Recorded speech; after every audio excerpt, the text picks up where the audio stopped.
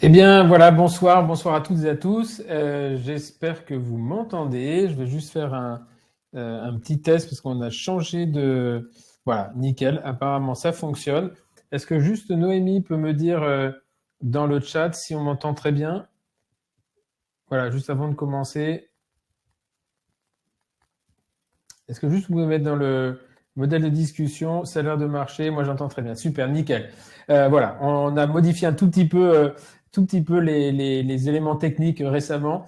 Et donc, voilà, je voulais être sûr que tout fonctionne. Et finalement, comme toujours, eh bien, ça fonctionne.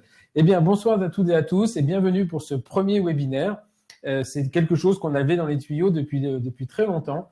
Et on va utiliser ces webinaires 3 fois dans l'année pour vous présenter des innovations, des nouveautés et des choses intéressantes.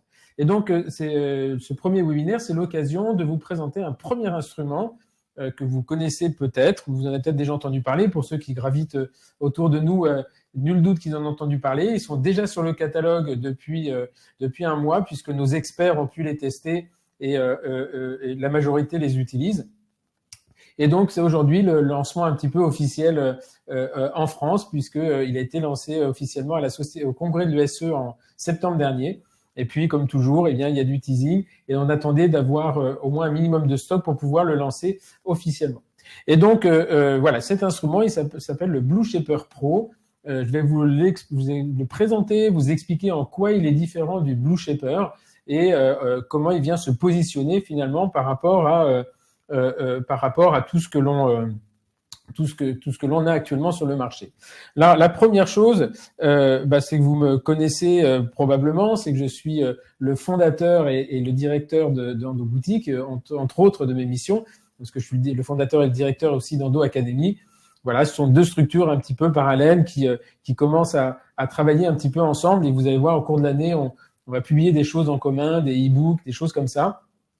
Et donc, en tant que directeur, au moins dans nos boutiques, donc j'ai une activité commerciale par rapport à ça, eh bien, je suis obligé de déclarer que j'ai au moins un lien d'intérêt. Je n'ai pas de conflit d'intérêt dans le sens où je ne suis pas l'inventeur, je ne suis pas le développeur, je n'ai pas de royalties qui me tombent sur la vente de ces produits. Néanmoins, ils font vivre ma société et cette société, au moins dans quelques temps, me versera un salaire. Voilà, Endo Boutique, ça a aujourd'hui quasiment 2 ans. On va fêter souffler les 2 bougies, la deuxième bougie fin février, puisque c'était le 1er mars que l'on s'est lancé. Et aujourd'hui, je suis plus tout seul, même si j'ai été longtemps le Poor Lonesome Cowboy comme Lucky Luke. Et aujourd'hui, donc je suis épaulé au quotidien avec Marie, qui est derrière un de ses écrans. Donc Marie qui m'a rejoint au mois d'octobre et qui est mon assistante et qui est multitâche dans nos nouveaux locaux ici à Rouen et qui fait un travail extraordinaire. Et vous la verrez probablement lors des présentations, des congrès, quand on a ou différentes formes de conférences où on assiste en tant qu'exposant. Et puis derrière, qui est responsable de toute la communication depuis le mois de septembre maintenant et qui a mis en place avec moi ce webinaire, eh bien c'est Noémie Gavache, qui a une société de communication qui s'appelle NG Consulting, voilà, et qui anime les réseaux sociaux. Et vous avez vu que ça s'est largement étoffé depuis que j'ai donné la main. Et voilà, je travaille avec Noémie on fait une équipe qui est très sympa. On s'est vu qu'une fois, et c'est la magie du freelance. Et voilà. Et donc, on a d'autres personnes qui gravitent, dont Clémence, qui nous a rejoint récemment, plus pour des missions. Vous voyez, Endo Boutique, voilà, c'est un vrai e-commerce, c'est des jeunes qui sont derrière moi. Et puis, voilà, ça se développe. Donc, la deuxième chose que je dois déclarer à ce niveau-là, enfin, je ne peux pas déclarer, mais c'est que si vous cherchez ces Blue Shaper, les Blue Shaper Pro et tous les produits de la gamme Zark, eh ben, vous serez obligé de venir chez Endo Boutique, on s'en excuse. Mais voilà, il y a certains produits comme le Dual Rinse, comme les instruments Depler pour l'endodontie et toute la marque Zark pour lesquels on a une exclusivité de distribution, au moins pour l'instant en France. Alors, si on prend le problème dans l'endodontie, pour rentrer dans le vif du sujet, eh bien, on a... pardon, excusez-moi, voilà. Si on rentre dans le vif du sujet, eh bien, le problème de l'instrumentation, pendant très très longtemps, a été le mouvement vertical pour mettre en forme manuellement, les gens de ma génération et Véronique notamment, et voir quelques autres ici, on a connu cette mise en forme manuelle avec les broches, les racleurs, les limes, et où on faisait du step back, du step down, etc. Et on avait un problème, c'est que le mouvement vertical que l'on appliquait à ces instruments, parce qu'on n'avait pas autre chose, eh bien, créait des déformations. Et on avait tendance à avoir des butées, des épaulements, des déchirures du foramen, des zippings, des strippings, enfin tout ce qu'il fallait pour que ces instruments deviennent vraiment problématiques. Et c'est en 1996, donc moi je suis diplômé de 94, donc je suis né quasiment professionnellement avec ces instruments, est apparue la rotation continue. La rotation continue, enfin au moins l'instrumentation en nickel-titane, et ça c'est important parce que globalement on se rend compte que on se rend compte que le concept de la rotation continue, il n'est pas né comme ça. Il est apparu parce qu'il y a un alliage qui est arrivé sur le marché qui s'appelle le nickel-titane. En sachant que, je ne sais pas si vous le savez, mais quand Valia a publié, Valia c'est le nom du monsieur qui a publié le concept, au moins l'intérêt du nickel-titane en dentaire, eh bien en fait il avait été retiré l'idée des pêcheurs qui pêchent le gros poisson, les gros thons aux États-Unis, et qui avaient des bas de ligne en nickel-titane. Pourquoi ? Parce que quand vous pêchez il paraît, moi je suis pas pêcheur, mais quand vous pêchez le poisson, eh bien il se débat et il a tendance à entortiller le bas de ligne. Et donc ils utilisaient des bas de ligne en nickel-titane pour que la flexibilité de l'instrument, du bas de ligne, éviter la casse. Et donc Valia publie ça en nickel-titane, et le nickel-titane dans le domaine de l'endodontie. Et la deuxième spécialité en dentaire qu'il a utilisée, ce sont les orthodontistes. Pourquoi ? Parce que ce qu'on appelait les alliages à mémoire de forme, c'est-à-dire qu'on donnait une forme à l'alliage, et puis en le modifiant avec la température, il se déformait, mais il revenait toujours à la forme initiale. Donc les orthodontistes font comme ça, ils déforment des arcs en nickel-titane, et dès qu'on les remet à la température duquel, ils reprennent leur place, et donc ils tirent les dents. Donc là, c'était le gros avantage du nickel-titane, c'était les alliages à mémoire de forme. Et donc, il y a eu toute une évolution depuis les années 60, où on a commencé à utiliser, alors il n'y a pas le nickel-titane, on a une évolution de l'instrumentation. Les années 60, 70, 80, on utilisait les limes, les racleurs, et puis est arrivé l'Excalibur, pour ceux qui ont, pardon, pas l'Excalibur, le gyromatique.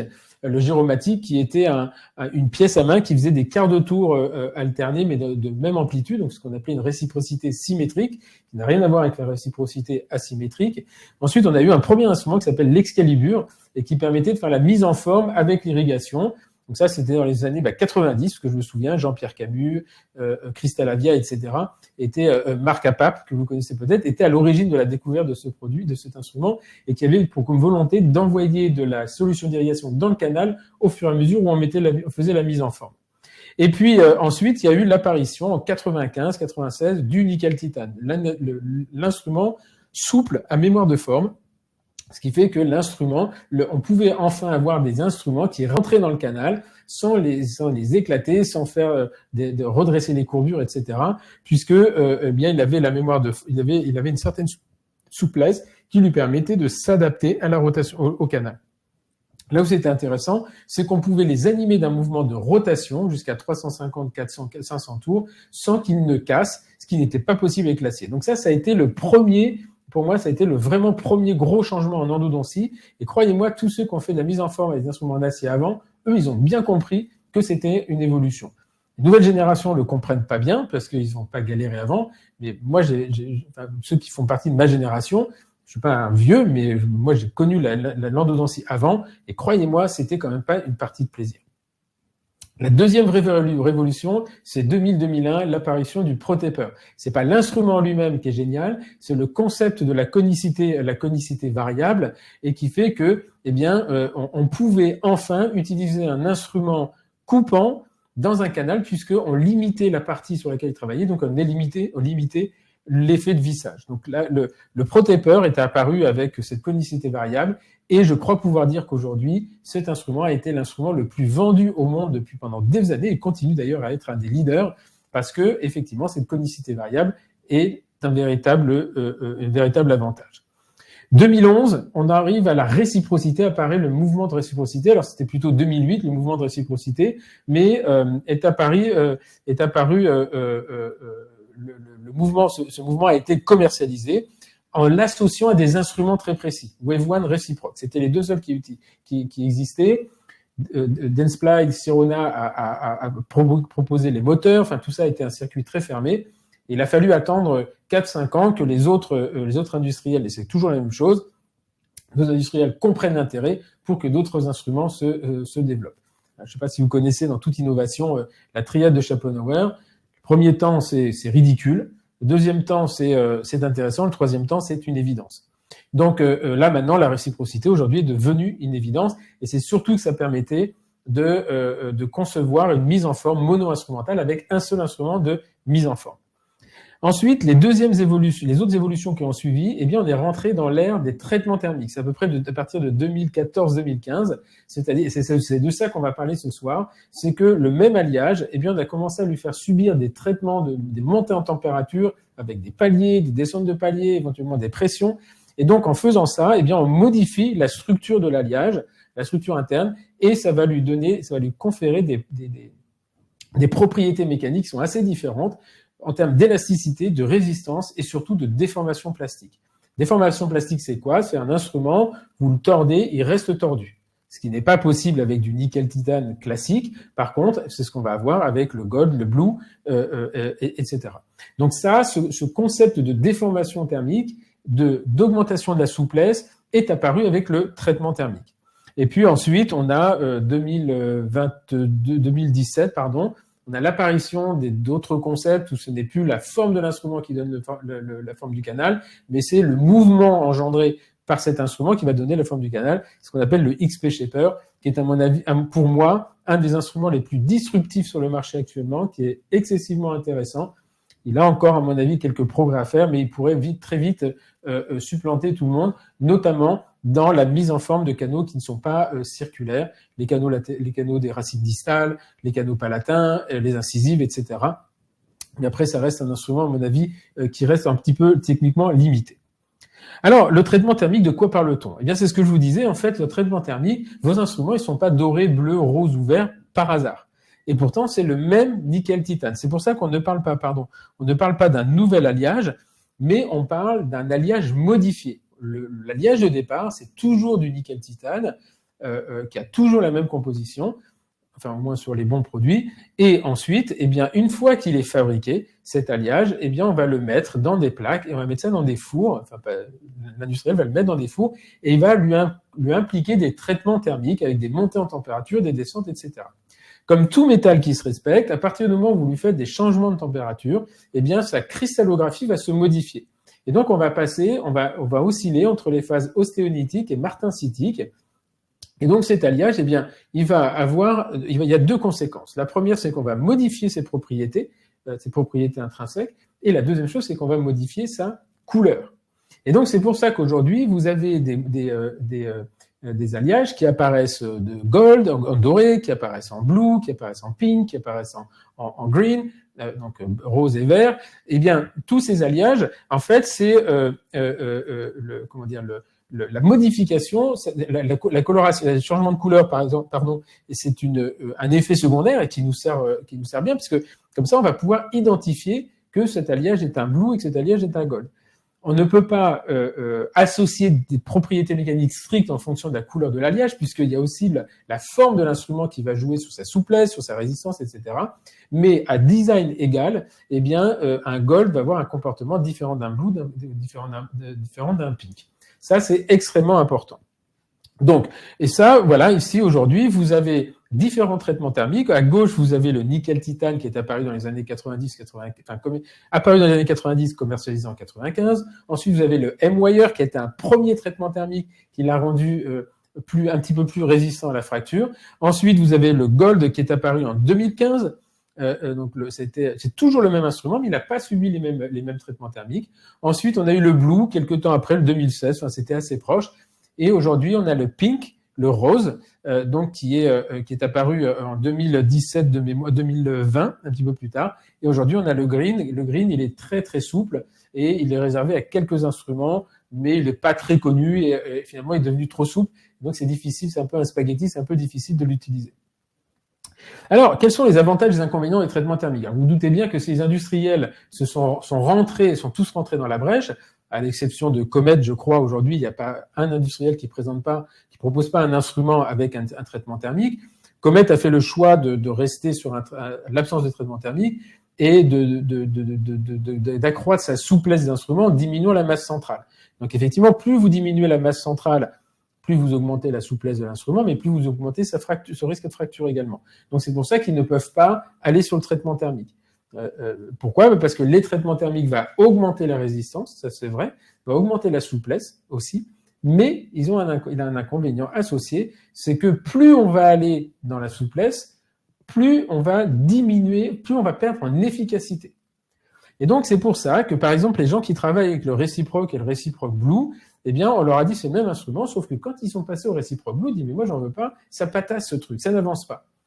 Donc, ils préfèrent le réciproque silver, qui lui est très efficace, pour moi, est très agressif, et c'est pas, pour moi, c'est pas le meilleur instrument de réciprocité, mais ça, c'est très personnel. Mais ce qui était intéressant, c'est de voir que les gens en silver ne veulent pas repasser au blue, ils repassent systématiquement au silver, parce que le blue n'est pas assez efficace. Et c'est normal, ils ont raison, parce que le traitement thermique, eh bien, fait perdre de l'efficacité aux instruments. Et donc, c'est un peu comme si, pour couper du pain, vous aviez deux couteaux, un couteau à bourron, un couteau assis de la cantine, ce qui ne coûte pas, et puis vous ayez un couteau super affûté d'un maître de sushi. Eh bien, c'est deux mêmes couteaux, sauf que entre les deux, il y en a un qui va diminuer, qui va avoir un effet hyper incisif et qui va couper, et l'autre qui va écraser et faire des copeaux. Et donc, c'est pour ça, et le problème, c'est que avec les traitements thermiques, eh bien, on perd en efficacité.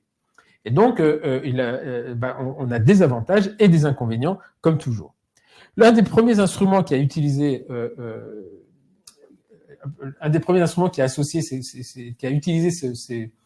ces effets les avantages du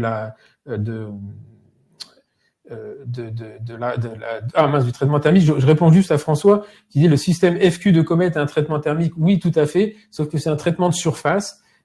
C'est pas très honnête d'ailleurs d'aller raconter qu'ils ont un traitement thermique, parce que c'est juste un traitement de surface qui a tendance à l'enrichir. Donc il est un petit peu plus souple que le normal, que l'ancien, mais ça n'a absolument rien à voir. Comet a fait le choix, et je respecte, ils ont probablement raison d'ailleurs dans certains cas, de ne pas avoir utilisé de traitement thermique. Ils préfèrent avoir un instrument qui est rigide, et donc une augmentation de la résistance à la fracture. Mais encore une fois, le design de l'instrument est intéressant parce qu'il est extrêmement souple, pas une diminution de la masse centrale. Voilà, ce sont des choix d'industriels, ça se discute, et effectivement, par contre, ils ont des instruments qui sont hyper coupants et hyper efficaces, parce qu'en plus, c'est une société qui fabrique très bien ces instruments, et donc ils vont gagner en efficacité, donc ça va plus vite, donc il y a moins de contraintes. Voilà, donc tout ça est un effet de balance.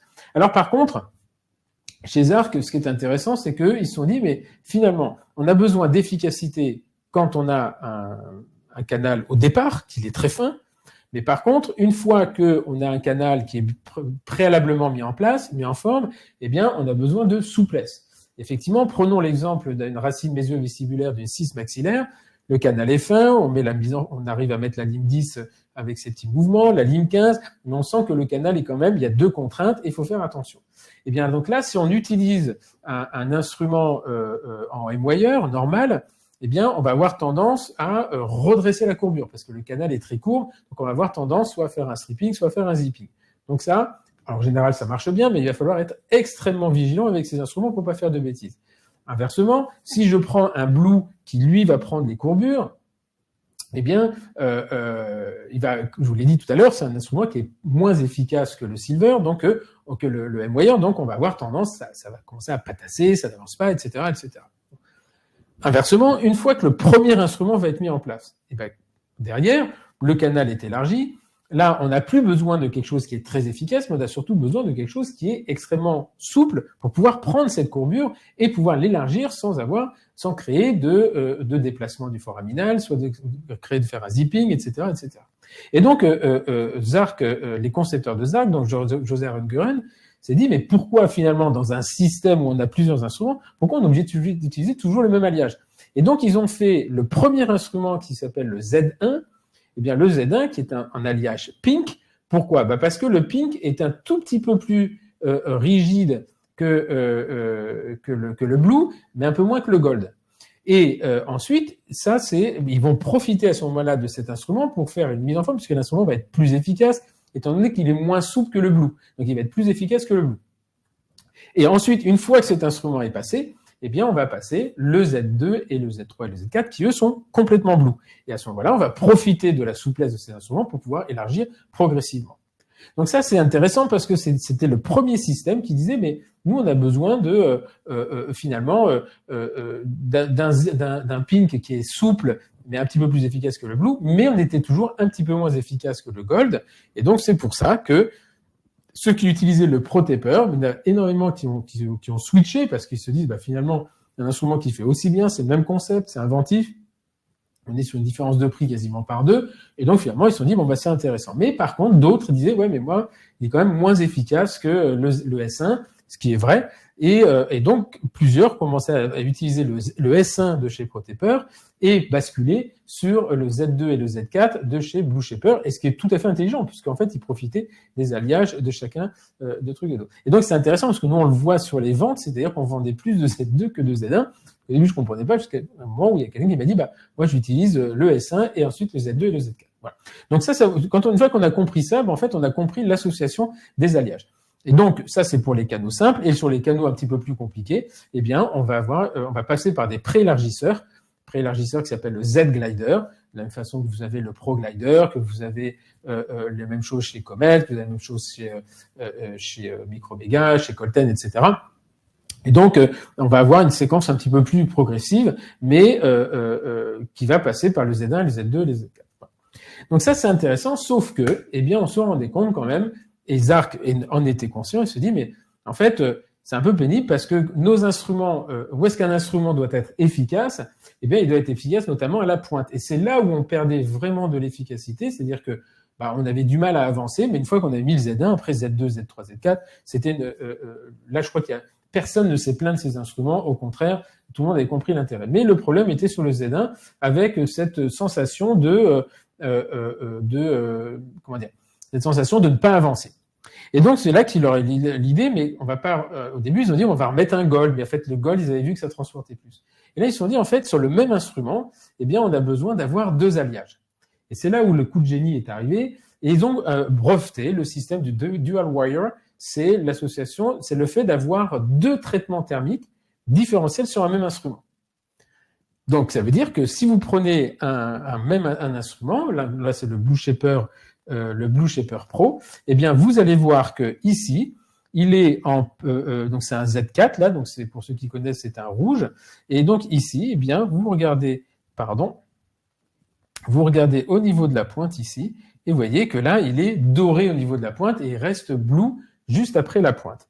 Et donc ça, c'est assez perturbant parce que, eh bien, sur le même instrument, on va profiter de l'efficacité de la pointe qui va être plus efficace que la partie coronaire, et c'est là où en fait on a besoin de descendre, c'est là qu'on a besoin que l'instrument il avance, parce qu'une fois que la pointe est avancée, le reste suit.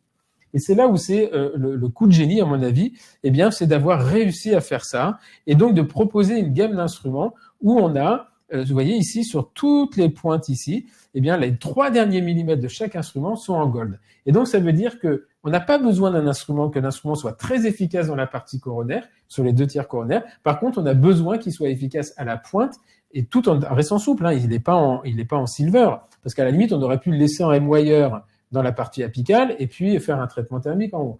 Mais en fait, ils sont placés juste en dessous du M-wire, et ils ont décidé de faire cette association de gold et de blue. Attention, ce ne sont pas 2 alliages soudés, hein, parce que l'instrument est casserait obligatoirement. C'est vraiment ce même instrument où il va y avoir 2 traitements thermiques séquentiels différenciés.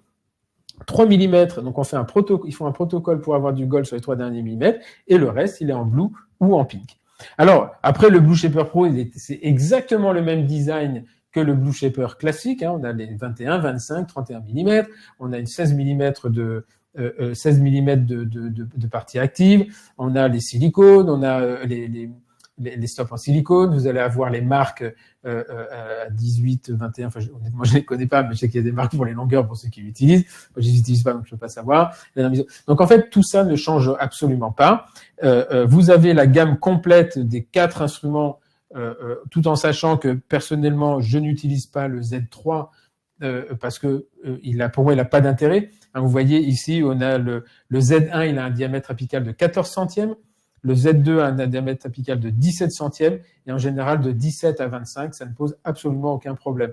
Dans les canaux fins, par contre, quand je veux vraiment une mise en forme un petit peu progressive et que je veux pas moins faire stresser mon instrument, eh bien, je vais passer le Z3, pardon, qui est à 19 centièmes.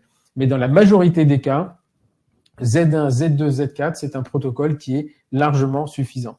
Ce qui est intéressant, c'est que quand on va monter en diamètre, eh bien, on va avoir les 30, les 40, les 50, hein, pour ceux qui utilisent déjà le Z5, le Z6 et le Z7, et avec des conicité qui sont plus faibles, puisque on a du 6 et du 5%, la conicité est inversée un petit peu au niveau de la partie haute de ces instruments pour avoir finalement un diamètre au niveau de D16, hein, donc la partie la plus haute de l'instrument, qui va être respectivement de 0,93, 0,95. On est toujours en inframillimétrique, et ça c'est extrêmement important, puisqu'on sait aujourd'hui que c'est là qu'il faut, que c'est là où que le bas blesse, et que si on commence à surinstrumenter cette zone, eh bien on a des risques de fracture. Alors, ce qui est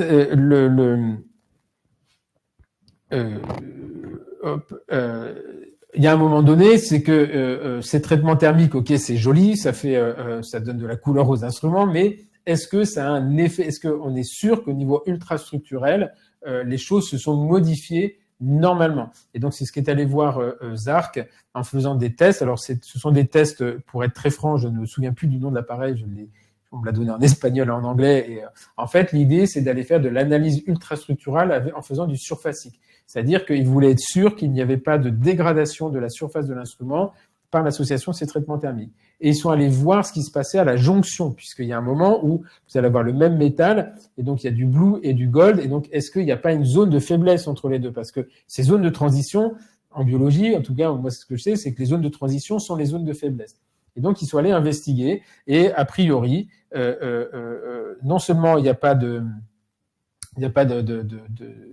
faiblesse, il n'y a pas d'impact, etc., mais surtout, apparemment, au contraire, on a une amélioration des propriétés physiques en faisant cette séquence. Et donc, il y a différents tests qui ont été faits. Le premier, ça a été la résistance à la flexion. Donc ça, c'est un test qui est tout à fait connu, ce qu'on appelle la résistance au flambage. C'est que vous mettez un instrument et vous pliez et vous regardez combien de temps il met à plier. Bon. Et donc, ils ont comparé le Blue Shaper et le Blue Shaper Pro, alors il y a des tests qui ont été faits avec des instruments concurrents, et j'ai décidé de pas les utiliser parce qu'en fait, on fait un peu dire ce qu'on veut à des tests quand on fait de la concurrence. Je pense que si Dentsply teste les concurrents, il y aura toujours du mieux chez Dentsply. Et si Zark se compare à Dentsply, ils trouveront toujours des arguments pour dire que Zark est mieux. Donc moi, ça ne m'intéresse pas. Par contre, ce qui est intéressant, c'est, je sais que je suis sécure, j'utilise beaucoup le Blue Shaper, je sais que je suis sécure, je sais que j'ai peu de risque de fracture quand c'est bien utilisé. Par contre, ce que je voulais savoir, c'est est-ce que les propriétés mécaniques sont modifiées? Parce que, par expérience aussi, technologiquement, quand vous commencez à associer des associations d'effets mécaniques, etc., à des instruments, ce qui subit toujours les effets, ça reste le risque de la fracture. Et donc, moi, c'est ça qui m'intéressait. Et là, en fait, ils sont aperçus que à la résistance à la flexion, il y a 2% différents, donc c'est quasiment négligeable. Ça veut dire qu'on ne fragilise pas ou on n'endurcit pas par le gold par rapport au blue, on n'endurcit pas la pointe de l'instrument. Donc, on n'a pas de risque de transport apicaux. Au contraire, le gold va être beaucoup plus mordant que le blue, et donc il va l'emmener, mais il n'y a pas de risque de piqûre, en fait, et de planter l'instrument, ce qui est toujours le risque que l'on peut craindre avec un instrument rigide.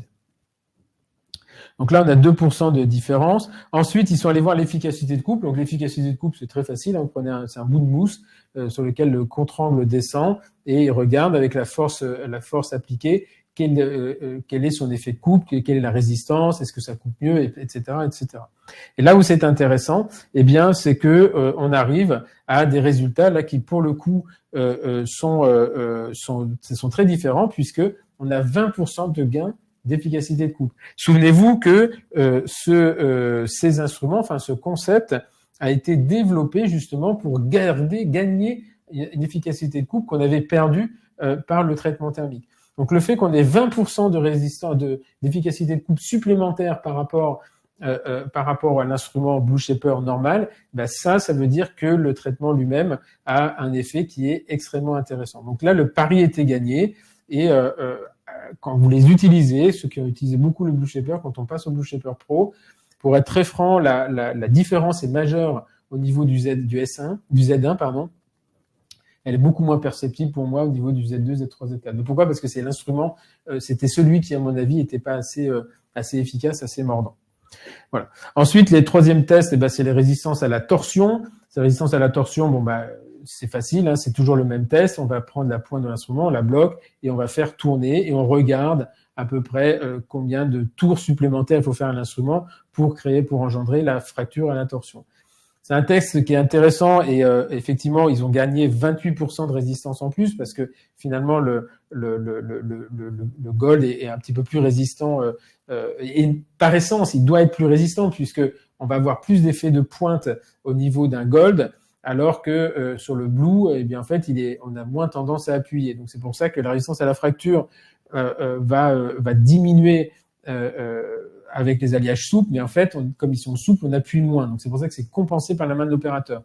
Par contre, en renforçant le gold, en mettant du gold, on renforce la résistance à la fracture. Néanmoins, c'est intéressant, sauf que on va dire que au lieu de 3 tours pour faire casser un instrument, il va lui falloir 3 tours et 28%. Voilà, quand vous tournez à 500 tours minute, pour être très franc, la différence n'est pas substantielle. Mais ce qui est intéressant, c'est de voir que c'est 28% en plus, mais surtout il y a rien en moins. Voilà. Et au niveau de la fatigue cyclique, donc la fatigue cyclique, c'est quoi? C'est un test qui met les instruments dans des gorges qui ont des formes à 80 ou 90 degrés et on le fait tourner. Hein, donc la fatigue cyclique, c'est le fameux trombone. Et là, on regarde combien de temps il faut pour obtenir la fracture d'un instrument. Et là, pour le coup, comme on a le même alliage sur la partie qui est un petit peu fragile, c'est-à-dire aux 2 tiers, 1 tiers, aux 2 tiers coronaires, tiers moyen, donc dans les 2 tiers coronaires, eh bien là, en fait, on est dans du blue, donc on est tout à fait dans la résistance à la fracture, à la fatigue du blue. Donc là, le fait d'avoir modifié la pointe, ça ne change rien et c'est pour ça qu'il n'y a pas de différence significative entre les instruments. Alors, comment ça se présente? C'est exactement comme tous les instruments. Vous avez des blisters de 6 ou de 4. Pourquoi? Parce que si vous prenez la séquence, quand ce sont des instruments de même référence, c'est 6 instruments.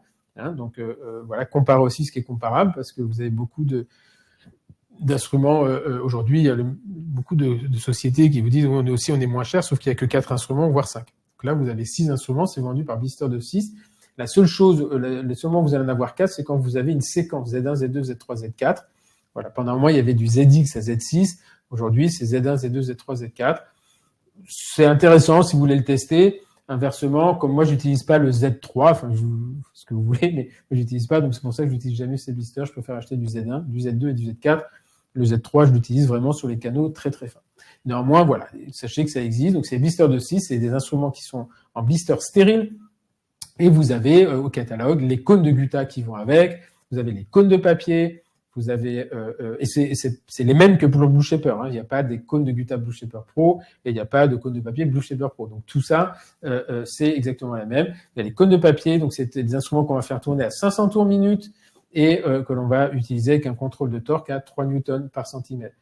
Ça, c'est pareil. Le contrôle de torque, c'est ce que j'enseigne chez Endo Academy, c'est qu'en fait, le contrôle de torque va vous permettre d'appréhender, de découvrir un instrument. À partir du moment où vous manipulez l'instrument, vous pouvez mettre le torque au maximum. En fait, le torque est là pour contrôler vos erreurs d'appréciation, vos erreurs d'utilisation. À partir du moment où vous maîtrisez l'instrument, vous avez moins besoin de mettre la main sur le frein, vous avez moins besoin d'aider à la conduite, et donc vous pouvez augmenter à 4 newtons. On met 3 newtons parce que en dessous, ça patasse un peu, et au-dessus, il faut quand même bien connaître l'instrument. Alors maintenant, voilà, des cas cliniques. Donc ça, c'est celui du concepteur. Hein. Zarc est une société espagnole qui a été créée par des endodontistes. Et donc leur objectif, c'est des endodontistes parlent aux endodontistes. Ce sont des anciens un leader et développeurs de chez Dentsply Sirona, Dentsply Maffer, voilà, qui ont décidé de monter leur boîte. Et je peux vous dire qu'ils en bavent, mais c'est une société qui est extrêmement extrêmement intéressante parce que c'est une petite société qui se développe, ils inventent et ils savent que eux, ils doivent offrir quelque chose de différent.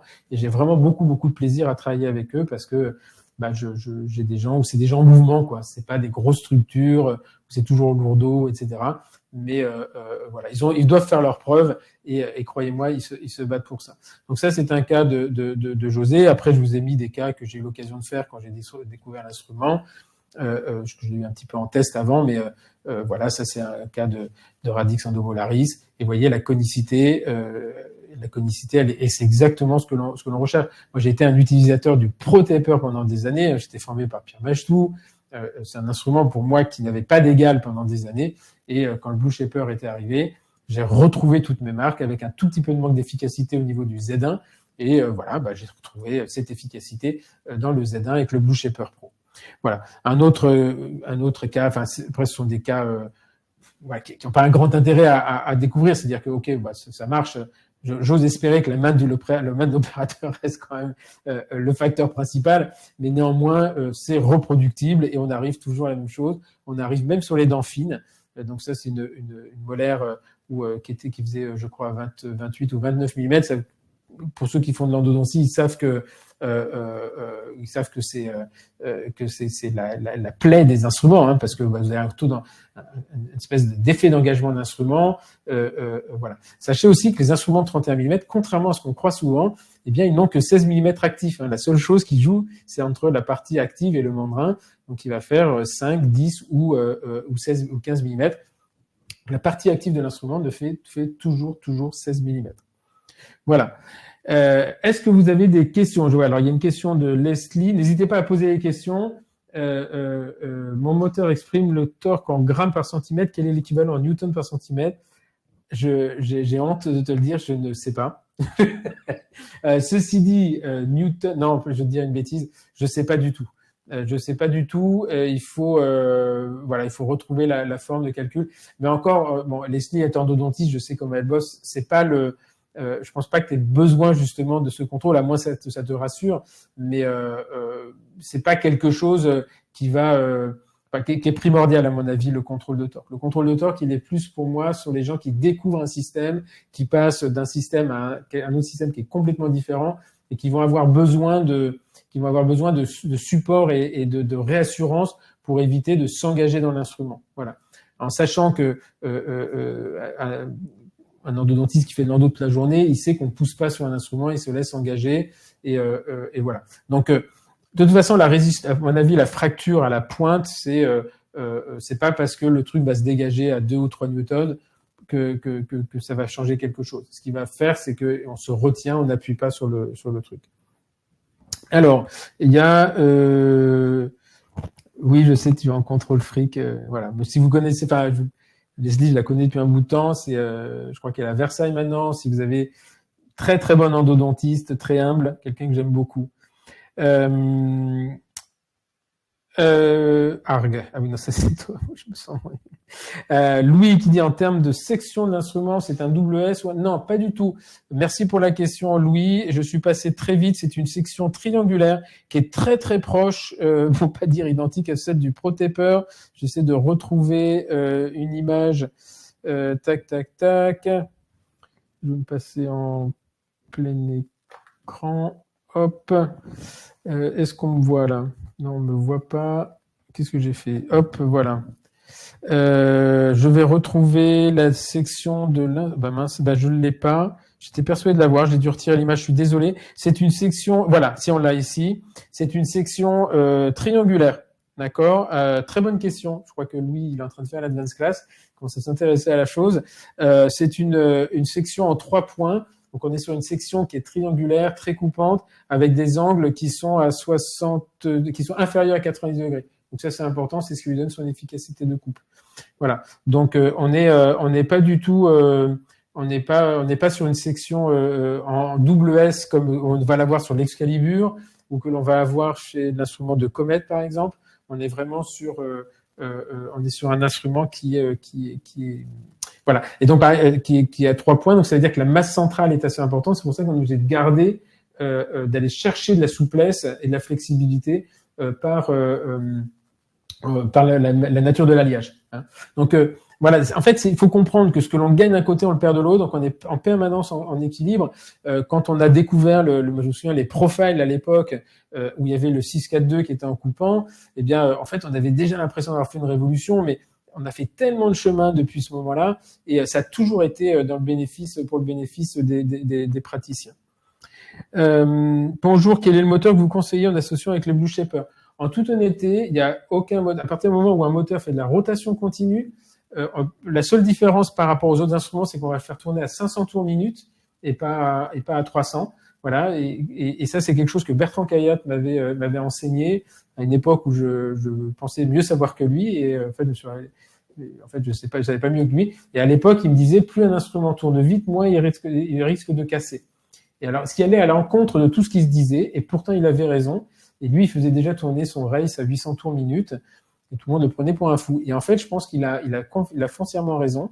Et donc, aujourd'hui, on va gagner, en le faisant tourner à 500 tours, on a moins de risques de fracture, mais surtout, on va gagner un peu en efficacité. Hein, souvenez-vous que cette perte d'efficacité que l'on a avec par le fait que l'alliage a été modifié, eh bien on peut le compenser en le faisant tourner un petit peu plus vite. Voilà. Donc 500 tours, mais n'importe quel moteur qui fait de la rotation continue, sincèrement, ne va pas. Voilà. Je suis pas. Je pense qu'on n'a pas besoin aujourd'hui de moteurs hyper sophistiqués pour faire de l'endodontie. On peut avoir des moteurs très simples qui sont amplement suffisants. Jean-Philippe qui pose la question, est-ce que les instruments sont-ils à usage unique? Eh bien, en fait, j'ai le regret de vous dire que tous les instruments sont ou devraient être usage unique. Alors, je sais que financièrement, c'est un problème, économiquement, c'est un problème en France, j'en suis tout à fait conscient, mais normalement, un instrument ne devrait pas être stérilisé. Pourquoi? Alors, souvent, on associe ça au risque de fracture parce qu'on ne sait pas combien on a mis de fois dans un instrument, etc. Mais en fait, c'est pas ça le problème majeur. Le problème majeur, c'est le fait qu'on peut pas les nettoyer correctement. Et en fait, il y avait une étude qui avait montré, je crois qu'il fallait plus d'1 minute par instrument avec une carte à fraise sous loupe pour une assistante pour nettoyer correctement un instrument. Et donc, sinon, vous allez stériliser, vous allez cuire en fait du tissu organique sur l'instrument. Est-ce que c'est grave? Est-ce que c'est dramatique? Intellectuellement, oui. Dans la vraie vie, je ne sais pas. Je sais simplement que sur la majorité des blisters, et notamment la majorité des instruments de rotation continue de réciprocité, vous allez avoir un petit logo qui est un 2 qui est barré et donc qui vous interdit normalement de les stériliser. De la même façon que les gants, de la même façon que les fils de suture, etc. etc. Voilà. Donc, nous, techniquement, avec mon associé, moi j'ai toujours été en usage unique depuis 2008, depuis que je suis rentré d'Angleterre. C'est un coût voilà, qu'on a pu reporter sur nos honoraires. On est tout à fait conscient. Je suis pas dans une position extrêmement confortable pour vous dire il faut passer à usage unique parce qu'il y a toujours ce côté, mais ils vendent des instruments, donc il va vouloir que. Voilà. Mais ce qui est intéressant, cette question, c'est que en étant conscient de ça, moi, ça fait des années que je cherchais des instruments qui avaient un rapport qualité-prix qui était en accord et en cohérence avec ce que j'avais envie de faire. Et Zark, qui encore, je vous rappelle une fois, est une petite structure, mais qui est hyper intéressée par ce que pensent les cliniciens. Et ils vendent beaucoup d'Amérique du Sud, ce sont des Espagnols qui vendent beaucoup d'Amérique du Sud. Et croyez-moi que ce sont des pays comme le Mexique, etc., où le coût des instruments est extrêmement important. Et donc, eux, ils ont pour obsession, justement, de garder toujours des prix qui sont abordables. Pour vous donner un ordre d'idée, je crois que et du Blue Shaper Pro au Blue Shaper, ça a dû augmenter de 1 € sur la plaquette de 6 instruments, mais je crois que là, en prix catalogue, on est à 49 € la plaquette de 6 instruments. Vous voyez qu'on est très loin des 100 € de la plaquette de 6 instruments. Là, aujourd'hui, on a quelque chose qui, techniquement, au moins, se rapproche de la possibilité de faire de l'usage unique. Alors, oui, je suis désolé, j'ai fait de la publicité pour Leslie, mais elle est débordée. Mais voilà, si vous avez des cas de traumato, notamment, je sais que c'est une de ces domaines de prédilection. Que veut dire conicité inversée? C'est dégressif? Oui, conicité inversée, ça veut dire qu'on a une plus forte conicité en bas qu'en haut. Conicité progressive, c'est que, par exemple, si vous prenez le Z1 et le Z2, ce sont des instruments qui vont avoir cette forme de tour Eiffel. Quand vous regardez la tour Eiffel, vous vous rendez bien compte que la conicité du bas, elle est plus importante que la conicité en haut. D'accord? Donc ça, ce sont des images qui ont été prises, reprises, réutilisées pour présenter le prototypeur à l'époque. C'est que le Z1 et le Z2 avaient la forme de la Tour Eiffel, pendant que les finishers avaient la forme de l'obélisque de la Concorde. D'accord? Donc, quand on dit dégressif, c'est-à-dire qu'on a une très forte conicité de 6% en bas, et ensuite, pour éviter justement que l'instrument continue à avoir un diamètre important là-haut, eh bien, ils ont inversé la conicité qui passe à 5 voire 4% pour certains instruments. Le Z4, tu finis quel diamètre? Conicité 25-6%. Oui, tout à fait. Le Z4 a 25 centièmes de diamètre, 6% de conicité. Hein, quand vous allez, voilà, on va reprendre ça sur tac. Non, où est-ce que c'était sur l'image? Non, je les ai pas là. Hop, voilà, c'est ça qui m'intéresse. Ici, vous voyez les vous ne les voyez pas, vous. Mais sur cette photo, ici, vous avez les diamètres sont de 36 et 5%, c'est-à-dire qu'on va avoir 5 et 4%. Vous voyez que ça, c'est important parce que sur les instruments, les conicités, on a 5 et ça finit toujours à 6% jusqu'au Z4. Et ensuite, dès qu'on monte au Z5 et Z6, on est diminué à 6 et 5%. Vous voyez, sur le 40 centièmes, on est à 5 et 4% et 50 centièmes également. D'accord? Pourquoi? Parce que finalement, quand on a un foramen qui est très large, on a moins besoin de conicité. Et puis, si vous augmentez la conicité sur un instrument un diamètre qui est déjà large, en fait, vous avez un très très fort diamètre de canal. Donc, sur le 25/6 centièmes, le Z4, vous finissez en 6%. Donc ça aussi, c'est important parce que derrière, quand vous utilisez le Blue Shaper, vous pouvez utiliser n'importe quel cône de 25-6%.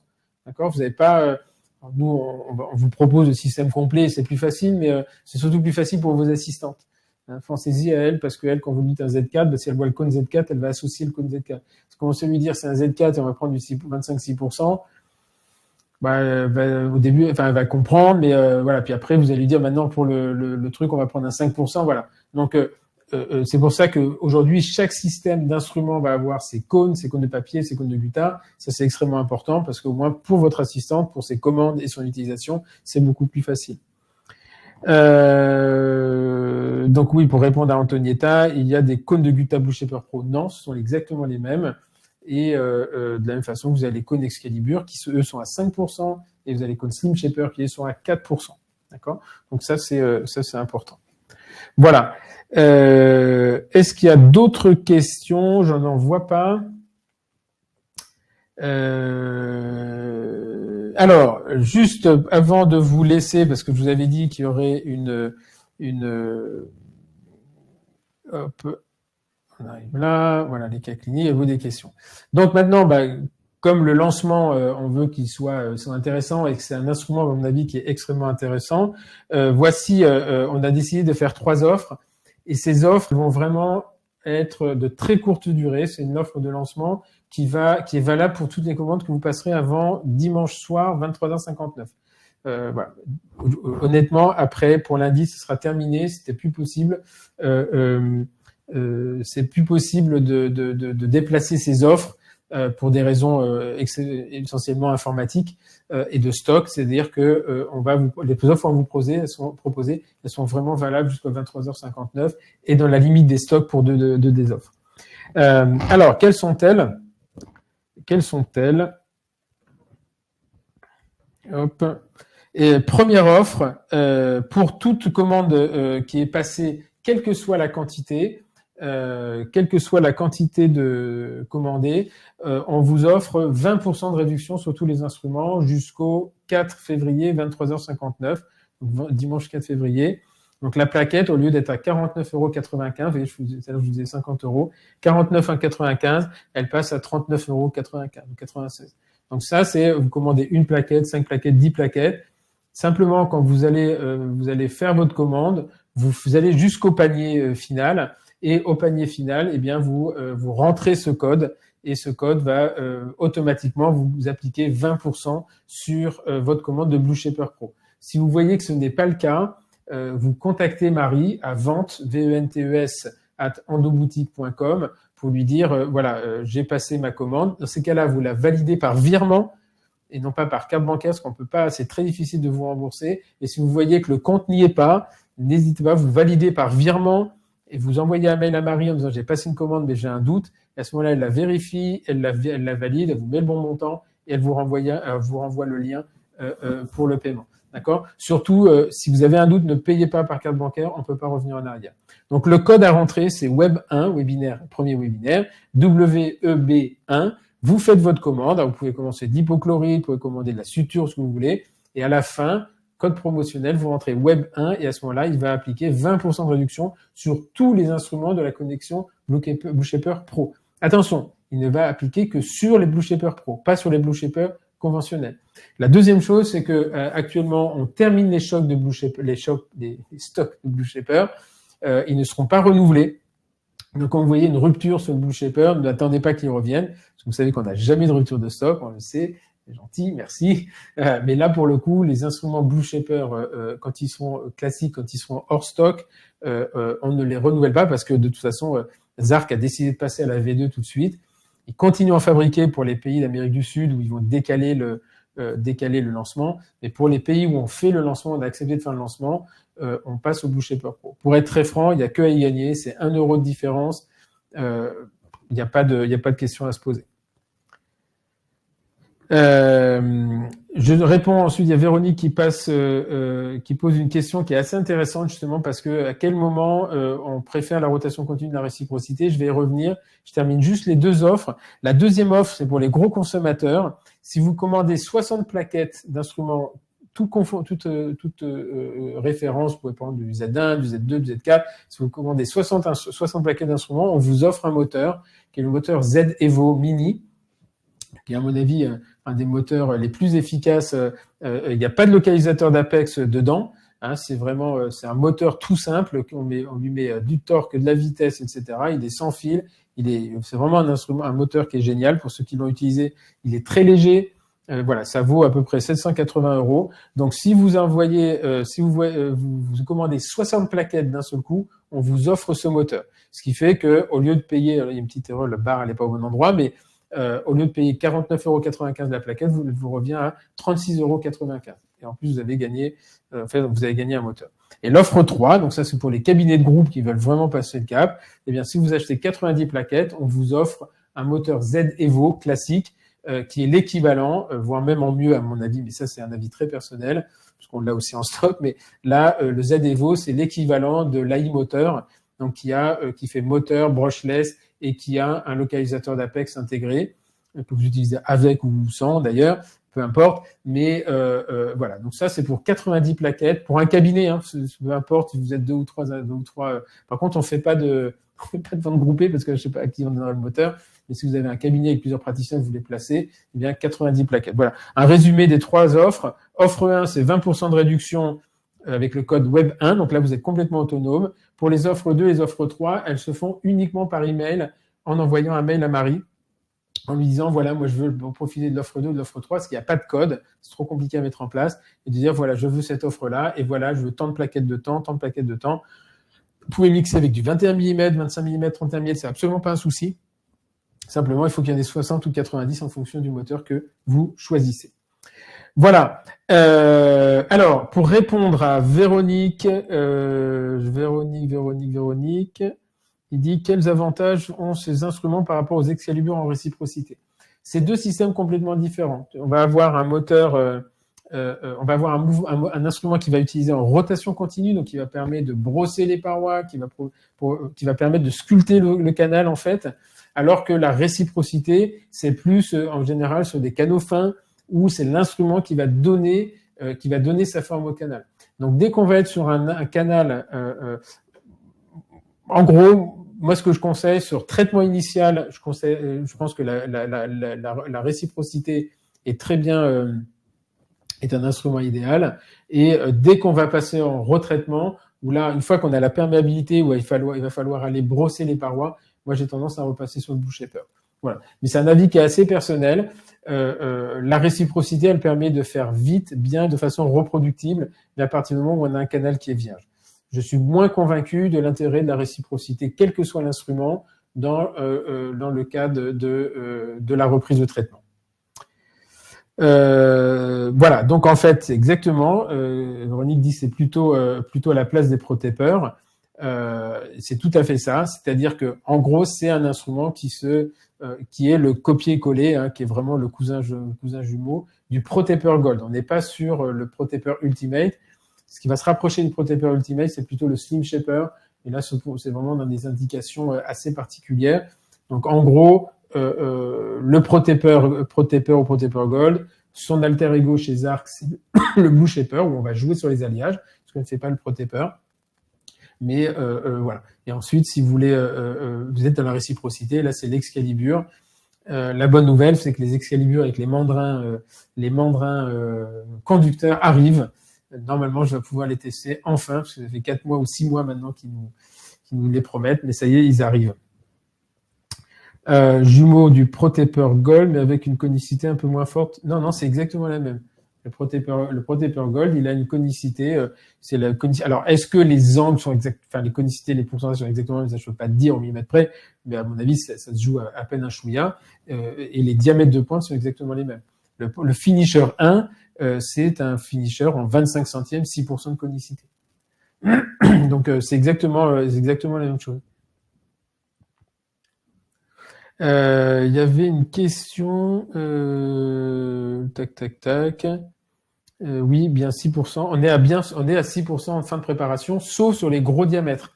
Hein. Mais quand tu vas jusqu'au Z4, le Z4, on est sur du 6%. Z5 et Z6, on est sur du 5 et 4%. On est sur du 5% apical et 4% ensuite. Voilà. L'idée, c'est dès qu'on monte dans les gros diamètres, mais de la même façon, d'ailleurs, je suis en train de te dire, je pense que tu as raison, je fais une erreur. Le finisher 2, il n'est pas à 6%, il est à 7%. Tu as entièrement raison, mea culpa. Nous, on est à 6% sur Blue Shaper, mais les finishers sont à 7% et une conicité inférieure à 5%. Autant pour moi, tu as entièrement raison, Leslie. Au niveau de la vitesse pour les protépeurs, on peut passer à 500 tours. Vous pouvez passer à 500 tours sur le protépeur. Attention, on est sur du gold. Hein. C'est-à-dire que là, on n'est pas du tout sur la même flexibilité. Faut faire attention. Si vous cassez oui, on est sur du gold, mais on n'est pas sur du blue. C'est ça que je veux dire à Cyrine. C'est-à-dire que si vous passez à 500 tours minute, c'est sur le Blue Shaper. Le Blue Shaper, il est en blue, alors que le protépeur gold, il est en gold. Donc ça veut dire qu'il est plus rigide que le blue. Donc le passer à 500 tours, vous augmentez quand même la sécurité que l'on a avec le blue à 500 tours, on ne l'aura peut-être pas avec le gold. Voilà. Ça, je peux pas moi, je suis pas sûr qu'il y ait des tests qui aient été faits, quoi.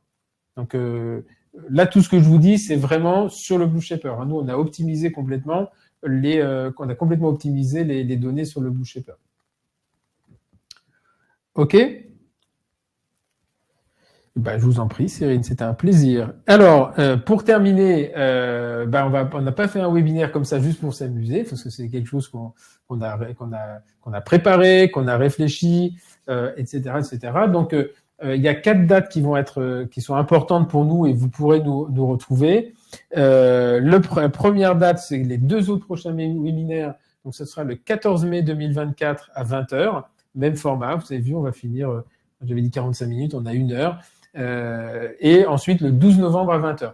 Donc, ça sera toujours, par contre, sur réinscription. On a besoin de passer. Donc, ce sera un petit peu plus fluide que là. Avec Noémie, on a failli faire un petit bug aujourd'hui, mais on s'en est bien sorti. Et je la remercie parce qu'elle a été hyper réactive, mais à 16h, on se demandait où était le lien. Donc voilà, vous avez vu, la prochaine fois, ce sera plus fluide. Il y aura même les descriptions du webinaire, vous inscrirez et vous recevrez de façon quasiment automatique le lien. Je suis très content parce que techniquement, on s'en est sorti et pour moi, c'est l'essentiel. Autre date importante, on sera présent au congrès annuel de la SFE à Porto Vecchio, donc c'est les 23 et 24 mai, sur la qualité au travail en endodontie. Donc, si vous vous intéressez à cela, eh bien, je vous invite à aller à ce congrès. Et en plus, on sera présent. Donc, moi, j'y serai pas parce que j'ai un autre engagement en Thaïlande, à Phuket, pour tout vous dire. Mais Marie sera là et elle sera ravie de mettre des visages sur les gens à qui elle parle ou à qui elle parle au téléphone. Voilà, donc allez la voir, elle est un petit peu timide encore, et allez la voir pour lui dire qu'elle fait un bon travail, puisque c'est vrai, et ça lui fera un plaisir. Porto Vecchio, le 23-24 mai. Troisième date très importante, le jeudi 24 ou vendredi 25 septembre. Donc ça, on n'est pas encore fixé sur la date exacte. On organise la Endo Boutique Day. Donc ça sera offert pour les clients Endo Boutique et on vous amène 4 conférenciers internationaux. Et comme je sais que Véronique est dans la salle, on a pris des traducteurs. Donc ça sera à Paris. Ce sera une journée de formation sur de présentation de produits ou de concepts en partenariat avec les fournisseurs. Et ça sera une journée à Paris où on vous invitera gracieusement, sauf pour le repas, mais ça on vous en dira un petit peu plus. Mais voilà, on attend 200 personnes. Donc on hésite encore entre le jeudi le 24 ou le vendredi 25. Je pense que ce sera plutôt le vendredi 25 septembre parce que j'avais un problème avec les traducteurs. Voilà. Et pour terminer, cette année, on sera peut-être présent au congrès de l'ADF si on arrive à nous trouver un stand. Ça y est, on est rentré dans les tuyaux.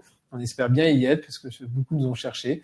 Alors, on aura un petit stand pour commencer, mais normalement, ça commence à se profiler. Je peux pas rien vous promettre, mais a priori, ça commence à sentir à peu près bon. Voilà. Écoutez, merci beaucoup de votre présentation. Je regarde un peu s'il n'y a pas d'autres questions. Néanmoins, si vous avez d'autres questions, vous n'hésitez pas. Vous envoyez des mails ou sur le chat et puis avec Marie, on gérera ça. De mon côté, on ne se verra pas à l'SFE à Porto Vecchio. Non, je suis désolé. Leslie, on ne sera pas là. Merci Youssef. Oui, je sais. Je fais ce que je peux. J'aime transmettre et j'aime enseigner et c'est un plaisir pour moi et c'est un plaisir d'avoir des gens qui viennent ou qui écoutent ce qu'on dit. On a essayé pendant 2 ans, mais on n'a pas trouvé de stand. Je sais pas, Antonietta, on a essayé pendant 2 ans, mais je sais pas ce qu'elle veut dire. Alors, pour le système du retraitement, Zark a son système. Alors, parce que je sais pas, il y a quelqu'un qui pose système de retraitement à conseiller. C'est François qui pose la question. Oui, alors je peux vous en conseiller. Je pense que en fait, il n'y a pas de système de retraitement, il y a des instruments de désobturation. Donc, nous, on distribue ceux de chez Zark, c'est le Retreat Hall. Il y en a qui aiment, il y en a qui aiment pas. De la même façon que d'autres vont aimer l'Endo Restart. Moi, j'aime pas. Il y en a qui vont préférer ceux de ProTaper. C'est globalement ceux qui sont le plus efficaces, mais il y en a 3 et qui sont très chers. En toute honnêteté, la surefficacité de l'un par rapport à l'autre, elle est extrêmement subjective. Donc, nous, on distribue un instrument qui s'appelle le Retreat Hall, R-E-T-R-E-A-T, pour ceux qui parlent pas bien anglais. Et c'est vendu par blister de 4, c'est 2 rouges, 2 bleus. Et en fait, on désobture avec un rouge, un bleu, un rouge, un bleu, un rouge. Voilà, c'est 2 instruments, mais c'est des instruments de désobturation. Ensuite, le retraitement, c'est le passage à la main, recherche de la perméabilité. Je vous invite après à aller vous former chez Endo Academy. On a plein de modules en e-learning qu'on est en train de complètement réenregistrer. Je passe ma vie devant la caméra en ce moment. Je vais finir complètement égocentrique si ça continue. Mais voilà, on a des formations qui sont là-dessus. Mais les instruments, il n'y a pas d'instrument magique en retraitement, c'est un instrument de désobturation. Ensuite, alors attendez, un système de retraitement. Y a-t-il un replay du webinaire? Jean-Philippe, oui, il y aura un replay. Demain, vous allez recevoir un mail avec le lien du replay et avec un rappel des offres. Et donc, vous pourrez passer vos commandes. Là, vous pouvez y aller. Vous passez vos commandes pour celle de, si vous voulez, les 20%. Les 2 offres à 60 et 90, c'est dans la limite des stocks disponibles. Les moteurs, on n'en a pas non plus des dizaines. Merci Tarek, bonne soirée, c'est un voisin. Et par rapport au profile, j'ai vu des vidéos où c'était redoutable en désobturation. Honnêtement, je pense pas que ce soit le mieux, que le profile. Enfin, le profile a un intérêt, c'est qu'il va rester centré. En fait, quand vous regardez le Retreat Hall, il est très très proche du profile. Il a un méplat radian. Voilà. Et à la limite, tester le Retreat Hall, ça vous, voilà, les profiles, vous avez pu les trouver, parce que ça devient compliqué. Et c'est des instruments qui sont très très proches. Après, je pense pas que ce soit les plus efficaces, mais dans un instrument de retraitement, il faut qu'il soit efficace sur le matériau, mais pas sur la dent. Et ça, c'est la vraie difficulté, c'est comment un instrument va rester dans le canal sans aller faire une perforation ou une fausse route. Donc voilà, c'est toute la subtilité dedans. Mais je pense que si vous avez bien le profile, testez les Retreat Hall, ils pourraient vous plaire. Y a-t-il un sujet au niveau de la quantité de semelles d'ailleurs produite avec réciprocité et rotation continue? Il y a un sujet de discussion au moins. Et je suis assez d'accord avec ça. C'est-à-dire que la réciprocité va avoir tendance à plaquer des débris sur les parois. Autant je pense que ça, on peut très bien le gérer avec l'irrigation et notamment les chélatants comme avec le dual rinse qui est un chélatant qu'on mélange dans l'hypochlorite, donc qu'on distribue de façon exclusive. Mais je pense que ça, c'est pas un problème dans le traitement initial. Par contre, ça peut vite devenir un problème sur le retraitement, où on va plaquer du matériau et du ciment, etc., etc. Donc c'est pour ça, on en revient. Enfin voilà, je peux pas tout dire, même si j'adorerais, moi, vous passer 3 heures avec vous, c'est ma passion en fait de faire ça. Mais même si je suis un peu enfermé dans une salle, mais ma passion d'aller au bout des choses. Mais néanmoins, je pense que la réciprocité pour le retraitement, c'est pas l'idéal pour moi. Voilà. Mais Béatrice qui dit un endo-finisher chez Endoboutique. Je sais, Béatrice, c'est Béatrice Vidal, je l'ai reconnue. C'est une obsession. On peut pas parce que c'est en fait, c'est un instrument qui est breveté par FKG et les autres que j'ai essayé, je suis pas convaincu. Il y en a un de chez Fanta, par exemple, je suis pas convaincu. Moi, j'ai cassé beaucoup. Voilà, j'ai besoin, tout ce que vous avez au catalogue, c'est des choses que je teste et j'ai besoin d'être convaincu moi-même. Alors, peut-être que c'est un tort, mais voilà, il y a plusieurs systèmes actuellement disponibles. J'ai des fournisseurs qui m'appellent et je teste, je prends les échantillons. Et moi, si je suis pas convaincu, j'arrive pas à le mettre dans mon catalogue. Voilà. C'est un peu ma maison, donc j'ai fait un peu ce que je veux, vous pouvez en vouloir, mais j'ai vraiment aussi l'impression d'avoir une responsabilité par rapport à ce que je mets au catalogue et ce que je vends. Et si je suis pas convaincu, je veux pas mettre un produit pour lequel je suis pas convaincu, parce que là, je ferais plus que du business et ça me poserait un petit souci. Alors, il y a Cynthia qui demande une formation présentielle en Normandie. Oui. La question n'est pas anodine. Je crois, il faut aller sur Endo-Academy ou appeler Nawel, Nawel, endo-academy.fr. On a 2 formations en Normandie. On a une formation sur la conservation de la vitalité pulpaire et le lendemain, on a une endo de A à Z. Endo de A à Z, c'est cours le matin, TP l'après-midi. Donc ça, c'est un truc, voilà, c'est un one shot. Et donc, on fait 2 jours consécutifs. Vous pouvez vous inscrire aux 2 ou à 1. Les 2 sont validés en DPC. Et donc, le premier jour, c'est conservation de la vitalité pulpaire, où là, j'aborde le coiffage pulpaire, la pulpotomie camérale, traitement de la dent permanente immature. Donc ça, c'est cours le matin et on fait l'après-midi. Tous nos simulateurs sont fabriqués maison. Là, on est arrivé à un high level un niveau de simulation, à mon avis, qui est très intéressant. Et le lendemain, si vous voulez rester, on fait, pour les coiffages pulpaires qu'on foiré, on fait l'endo. Cours le matin, TP l'après-midi. Donc, on fait un bref rappel le matin des concepts de désinfection, de mise en forme, d'obturation, et ensuite l'après-midi TP. Alors, on est bien d'accord, c'est pas une formation complète, on peut pas tout voir en 3 heures de cours, 3 heures de TP, mais là déjà, ça permet de remettre vraiment un pied à l'étrier. Et puis après, si vous voulez, il y a les cycles endo complets. Alors, celui de Paris a commencé, donc on peut plus s'inscrire, mais sinon, on en a un qui est full présentiel, 3 jours et 2 jours de TP, avec un mois d'intervalle, et c'est à Rennes. Et pareil au mois d'octobre et novembre. Rennes n'est pas en Normandie, je suis désolé. Mais Mont-Saint-Michel, oui, mais pas Rennes. Et donc voilà, si vous avez si vous allez voir sur endo-academy.fr, vous avez toutes les formations.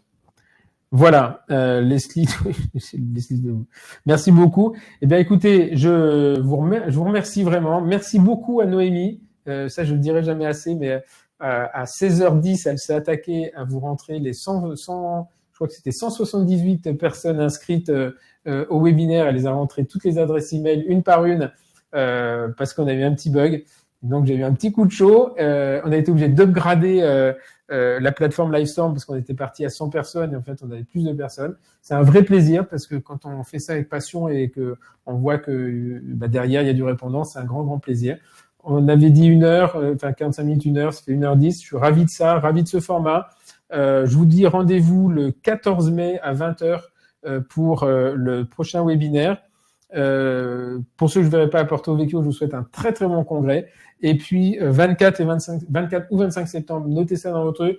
Je peux vous assurer, ça va être une journée très sympa et on va donner tout ce qu'on peut. Et c'est la première fois à ma connaissance qu'il y aura une journée offerte avec des conférenciers internationaux et une traduction en direct.